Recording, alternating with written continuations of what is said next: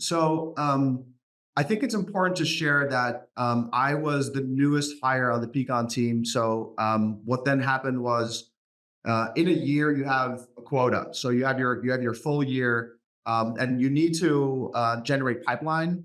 And when you're a new hire within the sales team, you don't get the best accounts. Okay, that's just the reality of how that works, right? The people that are around, they're going to get the better accounts, and based on like what's low hanging fruit, they'll typically get the low hanging fruit. So the new hire, gets like not the best pick, but you'll get a manager to make sure that they'll give you one good account, but you just gotta just accept what you have, right? If you start looking around, you're gonna get distracted, and you're always going to start thinking to yourself, someone's in a better position. So I'm or like I got dealt a bad hand, and you know what? Sometimes it's true, but you got to just realize that this is the hand that you got, and you got to work with it. And it was quite interesting because about the first quarters when I joined, I had to just understand the product and then I had to build pipeline. And until quarter three, I was the lowest performing in the team. So I had not sold a deal yet. There was not really, but there was quite some pressure because I was that new hire on the team. And I remember that I told my VP, I'm like, I have a plan in place. And my plan is I need to generate as much pipeline. I understand that we have quarters that I need to hit, but in the end, it's an annual quota. And I have to have a lot of confidence to be able to tell him these things when I was at the bottom of the line, right?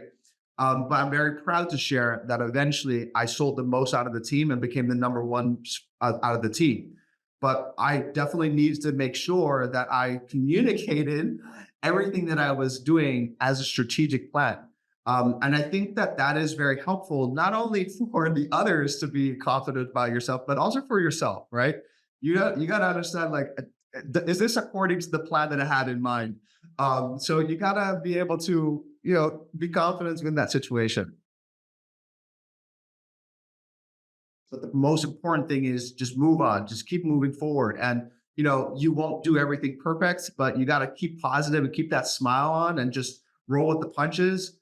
And I think that that is the transition mentality that you need when you go into a role like this. I think over time, if you just position yourself as I'm willing to work hard, I'm willing to learn, and I'm going to take everything, nothing I'm going to take personal, and I just want to do the best. I think these are the key components to just be able to kind of get into this organization and make a name for yourself. Show up every day, do the right thing. I also believe that just asking questions, there's nothing really a problem with that.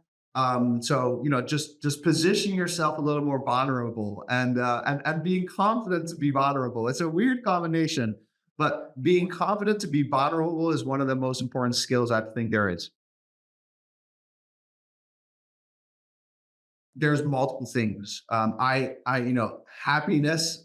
People always think it's a very complex thing, but I think that it comes down to quite like three things. It's basically eat well, exercise, and sleep. Just keep doing those back to back, and it will eventually find happiness.